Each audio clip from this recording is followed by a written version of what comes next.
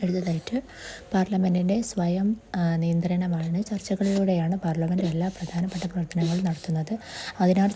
അതിനാൽ ചർച്ചകളെല്ലാം അർത്ഥപൂർണവും ക്രമപ്രകാരവുമായിരിക്കണം. എന്നാൽ മാത്രമേ സഭയുടെ അന്തസ്സിന് കളങ്കമേൽക്കരുത്. അതിൻ്റെ പ്രവർത്തനങ്ങൾ സുഗമമായി നടത്തുവാൻ സാധിക്കുകയുള്ളൂ. സഭയുടെ പ്രവർത്തനങ്ങൾ സുഗമമായി നടത്തുന്നതിനു വേണ്ടി ചില വ്യവസ്ഥകൾ ഭരണഘടനയിൽ ഉൾക്കൊള്ളിച്ചിട്ടുണ്ട്. സഭ നടപടികൾ നിയന്ത്രിക്കുന്നതിനുള്ള അന്തിമ അധികാരം നിക്ഷിപ്തമായിരിക്കുന്നത് സഭാധ്യക്ഷനിലാണ്.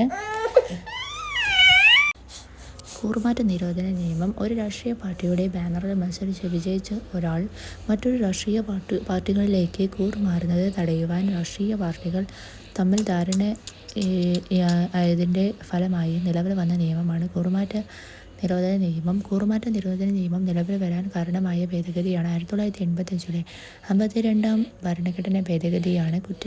കൂറുമാറ്റ നിയമത്തിൽ പരിഷ്കാരങ്ങൾ കൊണ്ടുവന്ന ഭേദഗതിയാണ് 91-ാം ഭേദഗതി.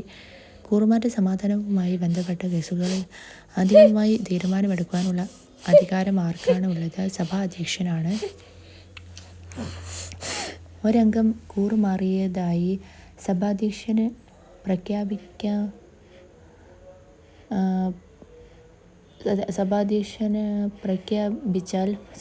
പ്രഖ്യാപിച്ചാൽ അംഗത്തിന് സഭാംഗത്വം നഷ്ടപ്പെടും. കൂടാതെ അദ്ദേഹത്തിൻ്റെ മന്ത്രിപദം പോലുള്ള പദവികൾ വഹിക്കുവാനുള്ള യോഗ്യതയും ഇല്ലാതെയാകും. ഇനിയാണ് കൂറുമാറ്റം. നേതൃത്വത്തിൻ്റെ നിർദ്ദേശം അവഗണിച്ച് സഭയിൽ ഹാജരാകാതിരിക്കുകയോ പാർട്ടി നിർദ്ദേശങ്ങൾക്ക് എതിരായി വോട്ട് ചെയ്യുകയോ അല്ലെങ്കിൽ പാർട്ടി അംഗത്വം സ്വമേധയാ ഉപേക്ഷിക്കുകയും ചെയ്യുമ്പോഴാണ് ഒരംഗം കൂറുമാറിയതായി പ്രഖ്യാപിക്കപ്പെടുന്നത്. പിന്നെ അടുത്ത പാർലമെൻ്ററി കമ്മിറ്റികളാണ്. പാർലമെൻ്ററി സ്റ്റാൻഡിംഗ് കമ്മിറ്റി രൂപം കൊണ്ടത് 1983 മുതലാണ്.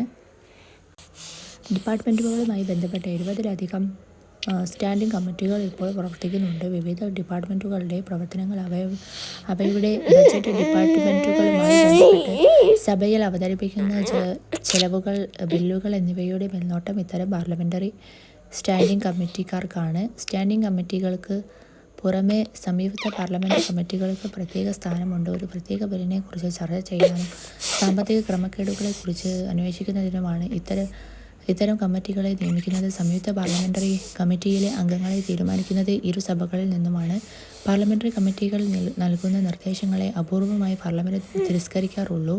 നിയമനിർമ്മാണ സഭയുടെ ലഘുരൂപം എന്ന് വിളിക്കുന്നത് കമ്മിറ്റികളെയാണ്. പാർലമെൻ്ററി കമ്മിറ്റിയെക്കുറിച്ച് പ്രതിപാദിക്കുന്ന അനുച്ഛേദമാണ് 105.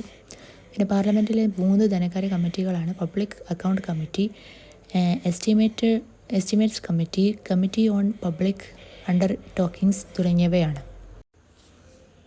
അടുത്തതായിട്ട് ഇത്തരമൊരു സാഹചര്യത്തിൽ 2 സഭകളിലും ഒരു ബിൽ പാസ്സാക്കി എടുക്കുന്നതിന് ഗവൺമെൻറ്റിന് വലിയ വിട്ടുവീഴ്ചകൾ ചെയ്യേണ്ടി വരുന്നു. ലോക്പാൽ പോലെ ധാരാളം ബില്ലുകൾ പാസ്സാക്കി എടുക്കുന്നതിൽ ഗവൺമെൻറ് പരാജയപ്പെട്ടതും 2002-ലെ ഭീകരവാദം തടയുന്നതിനുള്ള ബില്ല് രാജ്യസഭ നിരാകരിച്ചതും ഈ സാഹചര്യങ്ങളിലാണ്. പിന്നെ ധനപരമായ നിയന്ത്രണം. ഗവൺമെൻറ്റിൻ്റെ പരിപാടികൾ നടപ്പിലാക്കുന്നതിനുള്ള സാമ്പത്തിക വിഭവങ്ങൾ അഥവാ പണം അനുവദിക്കുന്നത് ബജറ്റിലൂടെയാണ്. ബജറ്റ് തയ്യാറാക്കുകയും അവ നിയമനിർമ്മാണ സഭയുടെ അംഗീകാരത്തിനായി സമർപ്പിക്കുകയും ചെയ്യുന്നത് ഗവൺമെൻറ്റിൻ്റെ ഭരണഘടനാപരമായ ബാധ്യതയാണ്. ഈ ബാധ്യത ഗവൺമെൻറ്റിൻ്റെ ധനവിനിയോഗത്തിന് മേൽ നിയന്ത്രണം ചെലുത്തുന്നതിന് നിയമനിർമ്മാണ സഭയ്ക്ക് അവസരമൊരുക്കുന്നു. ഗവൺമെൻറ്റിന്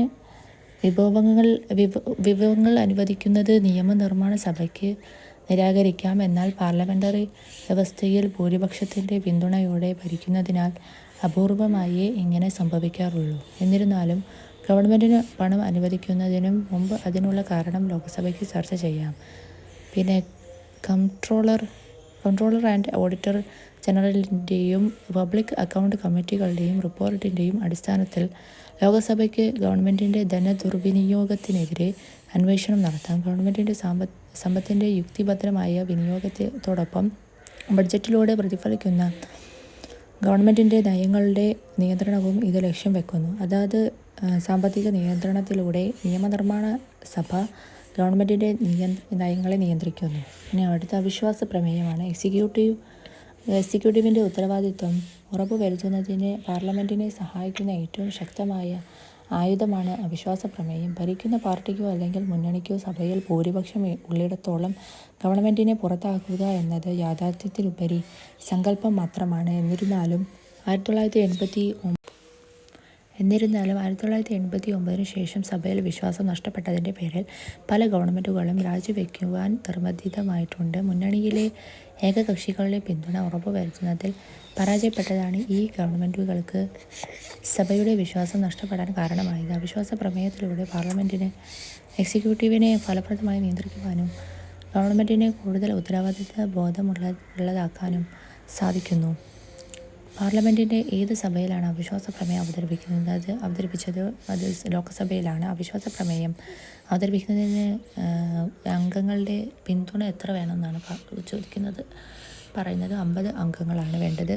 അവിശ്വാസ പ്രമേയം പാസ്സാകാൻ വേണ്ട ഭൂരിപക്ഷം കേവല ഭൂരിപക്ഷമാണ്. വിശ്വാസ പ്രമേയം അവതരിപ്പിക്കുന്നത് പ്രധാനമന്ത്രിയാണ്. അവിശ്വാസ പ്രമേയം അവതരിപ്പിക്കുന്നത് പ്രതിപക്ഷമാണ്. ലോക്സഭയിൽ ആദ്യമായി അവിശ്വാസ പ്രമേയം അവതരിപ്പിച്ച JB കൃപ്ലാനിയാണ്. ഏറ്റവും കൂടുതൽ അവിശ്വാസ പ്രമേയങ്ങളെ നേരിട്ട പ്രധാനമന്ത്രിയാണ് ഇന്ദിരാഗാന്ധി. അവിശ്വാസ പ്രമേയത്തെ തുടർന്ന് രാജിവെച്ച ആദ്യ പ്രധാനമന്ത്രിയാണ് VP സിംഗ്. അടുത്തത് പാർലമെൻറ്റ് നിയന്ത്രിക്കാനുള്ള ഉപാധികളാണ്. ഒരു പാർലമെൻ്ററി വ്യവസ്ഥയിൽ നിയമനിർമ്മാണ സഭ കാര്യനിർവഹണ വിഭാഗത്തിൻ്റെ ഉത്തരവാദിത്വം ഉറപ്പുവരുത്തേണ്ടത് പല ഘട്ടങ്ങളിലായാണ്. പിന്നെ നയരൂപീകരണ ഘട്ടം, നിയമം അല്ലെങ്കിൽ നയം നടപ്പിലാക്കുമ്പോഴും നടപ്പിലാക്കിയതിനു ശേഷവുമുള്ള ഘട്ടം എന്നിവയാണവ. പിന്നെ ഇതിനായി ഉപയോഗിക്കുന്ന മാർഗങ്ങളാണ് അടുത്തായിട്ട് പര്യാലോചനകളും ചർച്ചകളും, നിയമങ്ങൾ അംഗീകരിക്കൽ അല്ലെങ്കിൽ തിരസ്കരിക്കൽ, സാമ്പത്തിക നിയന്ത്രണം, അവിശ്വാസ പ്രമേയം തുടങ്ങിയവയാണ്.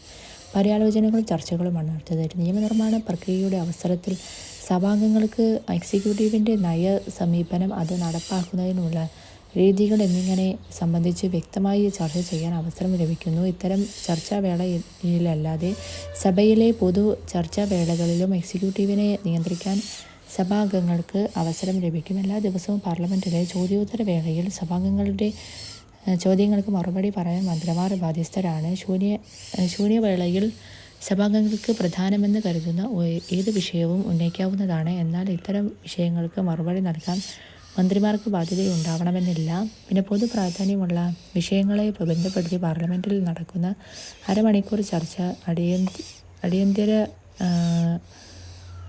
സമയം തുടങ്ങിയവയും എക്സിക്യൂട്ടീവിനെ നിയന്ത്രിക്കുവാനുള്ള മറ്റു മാർഗങ്ങളാണ്. എക്സിക്യൂട്ടീവിനെയും സർക്കാരിൻ്റെയും വിവിധ ഭരണവിഭാഗങ്ങളെയും ജാഗരൂകരാക്കാൻ ഏറ്റവും ഫലപ്രദമായ ഉപാധിയാണ് ചോദ്യോത്തര വേള. പിന്നെ പാർലമെൻറ്റിലെ അംഗങ്ങൾ ചോദ്യോത്തര വേളയിൽ സഭയിൽ ഹാജരാകുവാൻ വലിയ താൽപ്പര്യം കാണിക്കും.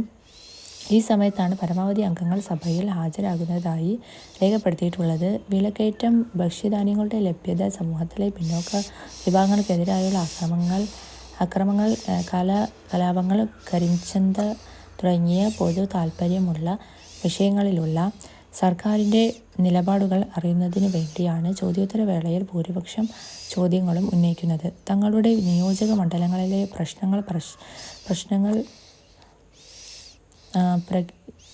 പ്രശ്നങ്ങൾ ഉന്നയിക്കുവാനും ഗവൺമെൻറ്റിനെ വിമർശിക്കുവാനും അംഗങ്ങൾ ചോദ്യോത്തര വേളയിലെ അവസരം വിനിയോഗിക്കുന്നു. ചോദ്യോത്തര വേള ചൂടേറിയ ചർച്ചകൾക്ക് വേദിയൊരുക്കുന്നു. അംഗങ്ങൾ ശബ്ദമുയർത്തുന്നതും സഭയുടെ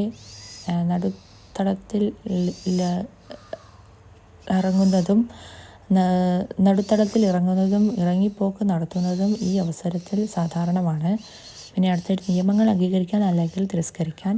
നിയമങ്ങൾക്ക് അംഗീകാരം നൽകുവാനുള്ള അധികാരം ഉപയോഗിച്ചും പാർലമെൻറ്റിന് എക്സിക്യൂട്ടീവിനെ നിയന്ത്രിക്കാം. പാർലമെൻറ്റിൻ്റെ അംഗീകാരത്തോടു കൂടി മാത്രമേ ഒരു ബിൽ നിയമമായി മാറുകയുള്ളൂ. വ്യക്തമായ ഭൂരിപക്ഷമുള്ള ഗവൺമെൻറ്റിന് സഭയിൽ ബില്ലുകൾ നിഷ്പ്രയാസം പാസ്സാക്കിയെടുക്കാൻ സാധിക്കും. എന്നിരുന്നാലും ഇത് അത്രമേൽ പരിഗണിക്കേണ്ട കാര്യമല്ല. കാരണം ഭരിക്കുന്ന പാർട്ടിയിലെ അംഗങ്ങൾക്കിടയിലെ മുന്നണിയിലെ കക്ഷികൾ തമ്മിലോ ഗവൺമെൻറ്റും പ്രതിപക്ഷവും തമ്മിലോ ഉള്ള ശക്തമായ വിലപേശലുകൾക്കു ശേഷമായിരിക്കും ഇത്തരമൊരു അംഗീകാരം ലഭിക്കുന്നത്. ലോക്സഭയിൽ ഭൂരിപക്ഷമുള്ള ഗവൺമെൻറ്റിന് രാജ്യസഭയിൽ ഭൂരിപക്ഷമില്ലാത്ത സാഹചര്യവും ഉണ്ടാകാറുണ്ട്. 1977 ജനതാ പാർട്ടി ഗവൺമെൻറ്റിനും 2000 ദേശീയ ജനാധിപത്യ സഖ്യ ഗവൺമെൻറ്റിനും രാജ്യസഭയിൽ ഭൂരിപക്ഷം ഉണ്ടായിരുന്നില്ല.